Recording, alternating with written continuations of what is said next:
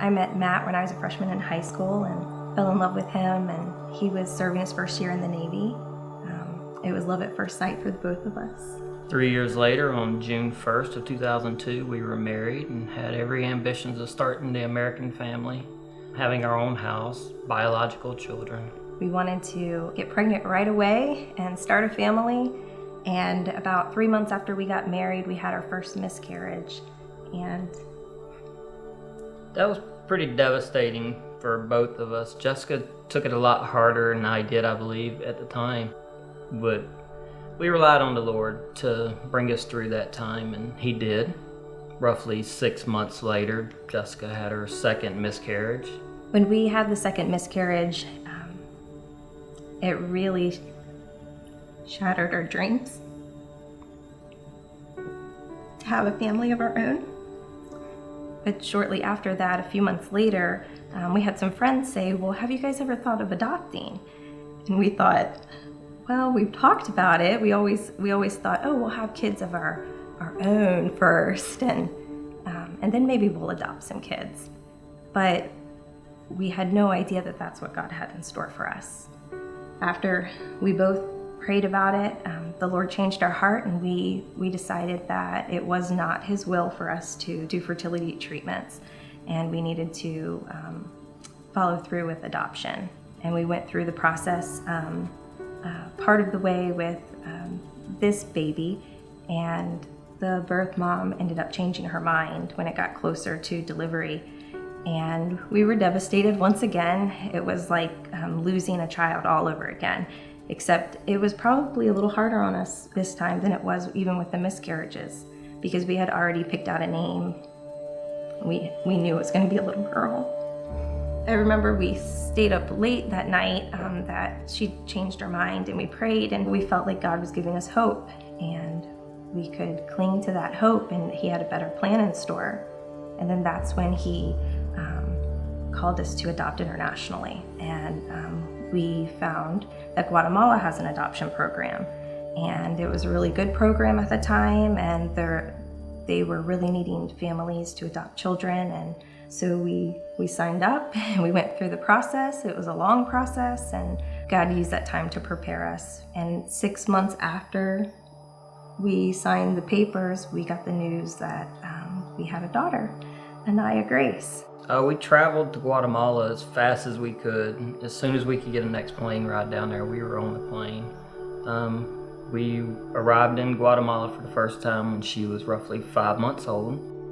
I think she weighed right at 6, maybe 7 pounds, so she was itsy bitsy when we saw her for the first time and actually got to hold her. So after a week of being with her, we had to say goodbye, and we had to just trust that the Lord was going to sustain her. And we went home and we prayed that God would speed up the adoption process, because we knew that she might not survive if she had to stay there for an extended amount of time. And so God is so faithful. He answered our prayers, and she came home just 6 weeks later. She surpassed all of our hopes and dreams for a child. We had in our head what we thought in the beginning what our family should look like, or what we thought we wanted as a family. And God knew so much better for us. When Anaya was 2 years old, we knew that God wanted us to grow our family. And we, of course, knew it was going to be through adoption. We started looking into different options because Guatemala had closed their doors to adoptions, and the children couldn't be adopted from that country anymore. And we prayed and we sought the Lord on what to do, because our heart was to adopt another child of Guatemalan heritage so they could share that common bond. So we started looking into programs in the U.S. For domestic adoption. I believe 6 months after that was when we had been told that a birth mother had picked us. We went to the hospital and we were there when he was born, and it was a healthy baby boy. Everything went great, and we took the baby home, and he was with us for a few days, and then we got a phone call that she had changed her mind. And that was probably, out of all the trials we've been through, that was the hardest. It was a pretty dark time, and in our marriage and in our lives. I think eventually, we realized that, it wasn't God's fault that we're hurting. It's just his overall plan for us, and he had something better in store for us. We just didn't know at the time that we would have to go through what we had to go through to get there. I went into the nursery that we had prepared, and I got down on my knees and prayed flat on my face and said, Lord, I just give this up to you, and I just have to trust you. And I know that you have something bigger in store for us, something better. And that's when we found out just a few months later that there was another baby for us, and it was a baby girl, and she was half Guatemalan. It was March 29th, 2011 that Ariana was born. I remember standing in the waiting room waiting to see my new daughter, and she was absolutely amazing when we first saw her. And then it wasn't long, about a year after Ariana was born, that we felt the Lord leading us to get involved in missions.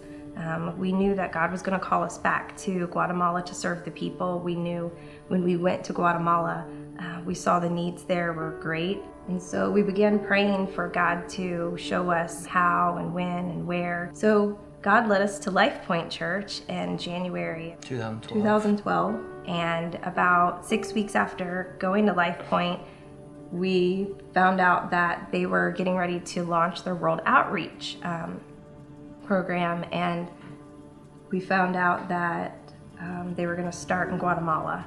And so we went on our first mission trip in June 2012. It's hard to explain, but we felt like we were leaving our home when we left Guatemala, and we were coming here, and this was foreign to us. And God just confirmed and reconfirmed that he was calling us there. He was leading our family there for full-time missions. I guess a year later, we went back to Guatemala to talk to Carlos, the founder of the ministry there at Hope of Life International, to just share our hearts with him. And we told him that we had the desire to do family-style orphan care, and we just wanted to know, what did he think about it? And he said that's a dream of his, and he wanted to make this a reality. He wanted to work with us to bring family-style orphan care to Hope of Life. So we're in the process of raising the funds and preparing to sell everything and move to Guatemala probably in about 5 or 6 months. We will have 10 kids plus our 2, so it'll be a total of 12 kids in our home. We'll be taking care of them. We'll be the parent figures.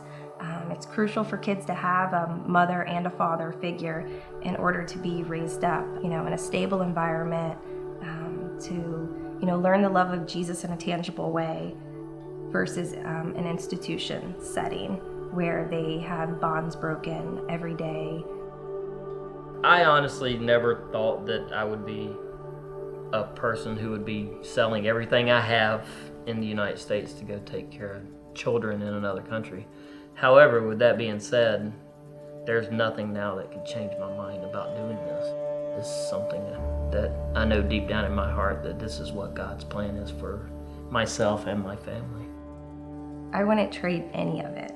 I wouldn't trade the heartache or the tears, because all of that has played a part in shaping us and preparing us for this calling. And we're excited. We're ready to go, and it can't come soon enough. And we're just walking in faith and trusting the Lord.